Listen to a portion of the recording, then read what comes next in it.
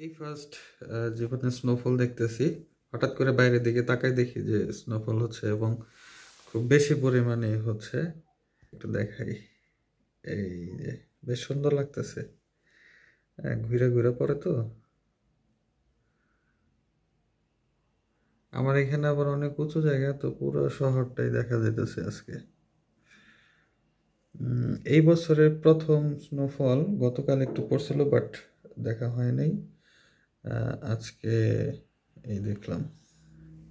এখনই আমাকে বাইরে যেতে হবে, দেখা যাক কি অবস্থা হয়। সব সাদা হয়ে গেছে, সাথে ঘুরে ঘুরে বৃষ্টিও আছে।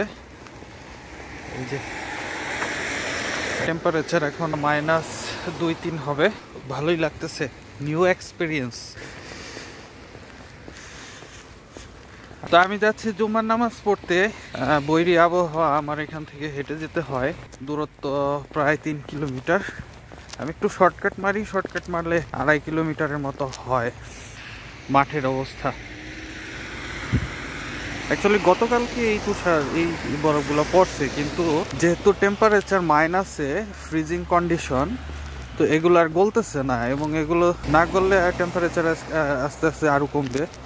তবে আবহাওয়ার পূর্বাভাস বলতেছে রবিবার টেম্পারেচার বেড়ে যাবে। তো যাই, দেখা যাক।